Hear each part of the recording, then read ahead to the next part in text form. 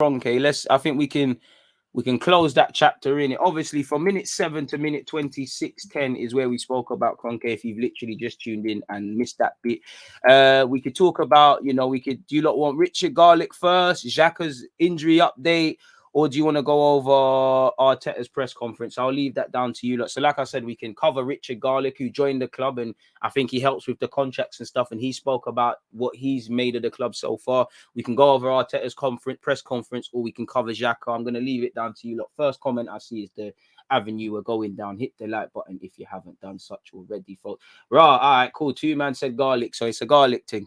It's a Garlic thing. So, or girls, I don't know. Shout out to everyone, wherever you are out there, in it. So let's get into Garlic, man. It's free, man. Well, three people. Jimmy said Garlic. So yeah, the people have spoken, man. Let's see what Richard Garlick has had to say, man. I see it last night. It is what it is. Stylish. You're outnumbered, bro. You're outnumbered, bro. You're outnumbered, my guy. The man them are saying it's a Garlic thing. So we're gonna get into that. As much as I was hoping they'd say press conference, low key was hoping. Was really hoping, but the people have spoken. Why's my nose itching, man? I'm moving like I'm on coke or something. I don't do them thing there as well. But if you're getting any ideas, but let's carry on, man. Richard Garlick. It's nice to put a name to a face. I know many people probably couldn't put a name to a face. He's one of the most influential people within the Emirates, respectfully, and in football. But if you walk past him, you don't really know Donny, and it's nice to be able to just get a human look from people and see people speak. Official voice, Richard Garlick. Let's go down. I need this red tie as well, man. Need that. This is the suit I need to get when we play Football Manager and we get to finals, man. Obviously, yeah, the press is after, man. We're here for. We got to cover everything, Just because we're doing this first, don't mean we're not going to look at the press conference. In every issue of the Matchday program this season, we hear exclusively from significant figures at the club on our official voices page. Recently, we heard from our director of football operations, Richard Garlick, who joined the club earlier this year and really hasn't had that long to get his feet wet. But ultimately, he is going to be judged indirectly on what we do and don't do on the transfer front. And he said, I started working at Arsenal in May. So obviously, in terms of the transfer window, he probably didn't have too much of a say. So I was straight into the thick of the transfer window in my first couple of months. So exactly, he's had to hit the ground running. Since then, it's been nice to have a bit of breathing space, and my day-to-day role has broadened across the club. While the transfer window was open, my job was virtually 100% supporting Edu, Mikel, and Per Mertesacker around player acquisitions and sales, whether that was for the men's first team or academy, renewing contracts, finding solutions for players that were selling or sending out on loan. Now, obviously, his bit is probably to dot I's and cross T's. Mertesacker, Edu, and Arteta are on the technical front. You've got Tim Lewis, you've got other people around him, and all of these sort of things.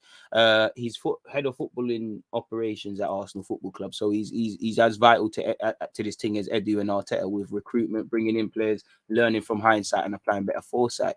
The first week I was here, I sat down with Mikel, Josh, Vinay, Tim Lewis, and obviously Tim Lewis, who is another comrade of the Kroenkes as well, and was charged with streamlining the club, and Edu, and we went through the summer plan. Then it was straight into executing that plan. During that time, I was acting as the pivot between the legal and finance teams and the footballing side of the club. So again, he's someone that probably is an expert in the legal and finance terms, but has a footballing head, and he's a senior figure that kind of floats and helps with all of that. It was about taking the agreed plan and putting it into practice. As you can see, he's a qualified lawyer, so no one's more qualified than him to dot I's and cross T's, check the prime print, make sure everything is cushy. As you know, obviously you've got the technical front, you've got Mikel Arteta, Mertesacker, and I know Edu's director of football, but they're footballing men, and then these are finance dons and dotting I's and crossing T's and legal tape work and stuff. Obviously, everyone has to be a bit of everything, but you can see how the collaborative team takes shape and how everyone's got different strengths.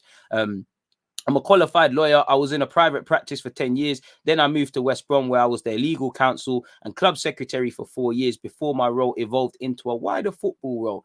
So now I understand how to convert a football plan on paper into one in reality from a financial and legal point of view. So again, if we're trying to spend 150 million, how is it going to work? How is it going to work? How are we going to plan it? Obviously, we're not just throwing 50 million at Brighton's Ben White, for example. We're structuring those payments. So seeing the feasibility, them lot identified who they want. Now we're seeing the practicality of things and stuff. And obviously, I'm focusing on incomings, outgoings as well. Rolling all the way down. typically, as the transfer deals progress further, that's when my involvement grows. We get to the point where we have contracts ready to sign that have been agreed by the club, the finance department, and the legal department. Then they are presented to the player and his agent to complete the signing. Hit the like button, people. And also make sure you're following on Twitch. I've got lead judges from 10 past 4, and then things there. From a personal point of view, I was pleased with how the window went. I think there were 57 transactions in total, including renewals, academy registrations, and players in and out. So that's quite a big turnover, and that's quite a big turnover for your first sort of couple of months at the club as part of your new team as well. The first team plan was executed very well. I'd say 90 to 90% of what we wanted to get done got done. Hopefully that 5% was bringing in a midfielder, bringing in a striker. Probably something's changed between, I look at the futures of Leno, Bellerin leaving permanently, and Xhaka. Something probably changed there. It was a difficult window, but we had a plan and we stuck to it. We got a lot of good people behind the scenes at the club. They are very diligent, very professional, very hardworking. So it all came together well in the end. Since the window has shut, I've become more and more involved across other aspects of the club. In a nutshell, I'm here to support Edu, Mikel, and the first team staff on a day-to-day basis. So that might mean helping with logistics in the international break and working with Gary Adresco in getting players back from red-listed countries. Or it could be looking at the fixture calendar and how we work around the World Cup being in the middle of the season next year. It's anything concerning football operations or things that impact on players, rules and regulations and that sort of stuff. It's a mixed bag. And obviously Arsenal's a big club with 3 different sites: Haylen, London Coley, and obviously the Emirates / Highbury House.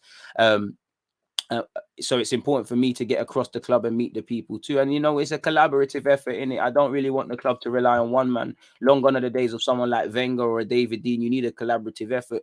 I'm not going to lie. Richard Garlick's a finance man in it and a lawyer, and he's probably good at that. So I can't expect him to do much. He's not in charge of tactics. It's no coincidence. I think we got good deals with the Ramsdale and the structure of the Ben White one. They dragged out, but we eventually got them done. Still learning a lot. I think the jury's still out. You're a bit of a legal man, so again, I can't judge you on much. I don't really know what Vinay does, admittedly, and I'm still learning a lot. And to be fair with you, Vinay, I can't lie, you could look a bit more dapper in the thing, man. You're not looking like you believe you're supposed to be there. Edu, the jury's still out. You had a good window, but I don't really know how good you are at Euro, and you're still learning. Mikel, you're doing all right as a manager, but the jury's still out. And I mean, the big man in the middle here, obviously, trying to see if you're like your father. Scrolling all the way down. Now I've got a bit more time to build relationships. I can't lie, I didn't even know this was all here. Now I've got a bit more time to build relationships and understand more about how things work at Arsenal and how I can bring my areas of expertise to the club. I'm based at London Coley, but I try to get to the other sites as well. One of the things I was asked to do when I took over was to act as an executive point of contact and support for the women's team as well. It's important that Claire Wheatley, the head of women's football, has someone on the exec team that she can speak to and bounce ideas of. Now, obviously, I like to see that. And it's, again, I'm not going to act like Arsenal. I've done a lot for, we've got a women's team and stuff. I'm not going to say where, the shining beacon and stuff, because I'm sure all clubs could do well. But I do like how it looks like Arsenal are taking women's football a bit more seriously, making them more inclusive, getting them to play it the same day we're playing in pre-season. Champions League football is back with the women. Obviously, if she's head of football in operations and she feels she can't talk to the men's side, the club can tell her as much as they want that, we think they're equal, but they're not in it. So it's lovely to see these things and stuff as the women game grows. Hopefully we get to see more and more of this sort of thing. So I have an executive oversight of the women's team as well. Women's football is growing, and we have invested quite heavily in the squad and staff this season. As I just said, we not just sign Nikita Parrish. I could be wrong. It's really exciting to see where the women's side of the game is going, and it's great that the club is looking to take Arsenal's women forward with a clear purpose and vision. I'm also involved on the operations side of the academy. My office is opposite Mertesacker at London Coley's, which again, I don't feel we've had the best of records with young footballers and signing their new deals.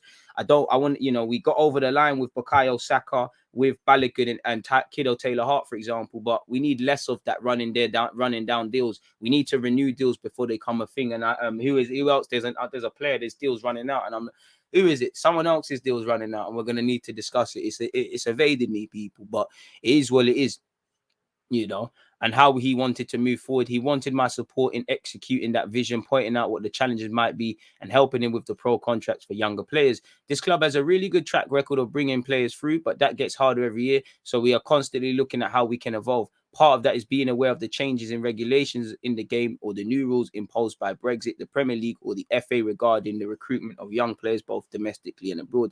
I don't want to sound a bit football managerish, but would it help if we could get our own little Vitesse and then maybe we can start housing players there? It has to be joined up with what we're doing in the first team too. And you can see that with the players we brought in over the summer. They're all of a certain age and profile. They're all competent, what we have coming through. They all complement, what we have coming through the academy. My role in all of that is supporting the strategic plan that's in place. So his role is just execution, is really and truly, and legal counsel. After 8 years at West Brom, I spent a few years at the Premier League, and academies were my responsibility there. So I've seen it across the league and how different clubs operate. The one that succeeds are the ones with a clear DNA and a clear path that they stick to. That's what Per is doing with the guys he's brought in. Very true. Mertesacker is doing a lot. Kevin Betsy's a very good coach. Happy to have him here working with our academy. Has come in, and our under 23 coach, for example, and everyone is buying into the same philosophy. When everyone is on the same page like that, then you have a chance of being successful. I'm there to support them and also to bounce ideas off them, because I don't believe there's a definitive playbook for success, which there's not. Hit the like button, folks. It depends on your own circumstances and situation. Things like your location, your competitors, your facility, your staff. Also, the way the first team operates can help, because there you see that Mikel gives plenty of opportunities to young players. That's a huge advantage of us. Plenty's a bit of a doing a bit too much. But anyways, recruitment is obviously vital at youth level too. The move now is to invest at younger age groups, but you have to be flexible and add more senior players where we have them, which is what we did with Mika Bereth, which is true. You know, we have signed a bit of under 23s where you can see them probably going to go out on loan, probably, you know, I look at people like Mola, I look at Akinola. These are people that are probably going to be put into the shop window and potentially sold. Mika Bereth, I do like him a lot. He probably will go on loan. Again, ideally to progress to the first team, potentially will be sold. So yeah. But long term, a lot of clubs are doing this. You need to recruit at younger ages, because the statistics show many of the players who go on to become professionals have been at the same academy since they were 8 or 9, which is true. Yes, you have some movement, but there's very high numbers of players that have been on the same pathway through a club and had that stability in their footballing education. Having said that, you need to be clever with your investment and recruitment at a slightly older level too. Arsenal have a good track record of doing that, and hope that will continue. Rob, elephant, you lot. Just when I thought this was done, yeah, thing. How much interview is this? This is a matter, but let's put in a shift, people. Where were we? He said it. We are obviously between transfer windows at the moment, but an area that is ongoing is contract renewals. I hope so. You look at the 2024 contracts. Need to know. I know Saka might have an option, but you need to know what you're doing with Saka. You need to know what you're doing with Martinelli. You need to know what you're doing with Saliba. You need to know what you're doing with Pepe. And that's just a couple. Rob Holding, isn't he contracted until 2024? Now, these lot can have options, but this is about being proactive, people. We're always looking ahead at players who might be coming to the end of their deals, both in the near future, but also 18 months or 2 years down the line. Okay, well, I've just named a couple, excluding the obvious 2023s. This applies to the men's, women's, and academy teams. I won't go into names, but certainly I sit down with the board, Mikel, Edu, Per, Jonas, and Claire, and we discuss whose players and what our plans are. We get a plan in place, and then we start to execute it. That's happening now for next summer, and the one after that. It's a longer term view. We have a strategy for each player depending on their situation, as well as all the internal meetings and discussions I have at the club. A big part of the role is also speaking to external bodies such as the FA and Premier League. Depending on what the agenda is for the next Premier League meeting, I might go along with Vinay if it's football ops related. I mean, Vinay might get dislodged soon. I worked there for 3 years, so I know a lot of people at the Premier League and the FA, which can be very helpful. Again, networking. But for any footballing operation issues, the latest changes in VAR interpretation, fixture congestion, number of substitutions, things like that, I would have a conversation internally within the coaching team and can follow up any inquiries with the Premier League and FA. So it's nice to know that obviously he's got friends and he can get answers maybe quicker than other people.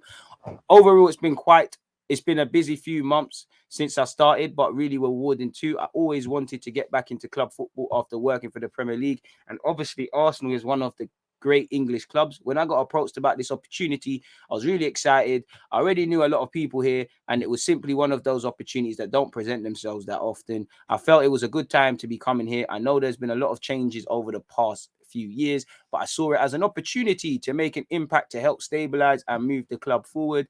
There have been some challenges, of course, post-COVID, restructuring internally and so on. So a lot has been going on. But what I found out so far is that there are a lot of good people at the club, a lot of talented people who all share the same vision of making this club a success and getting us back to where we were before, but also in a sustainable way. The ownership is very supportive as well.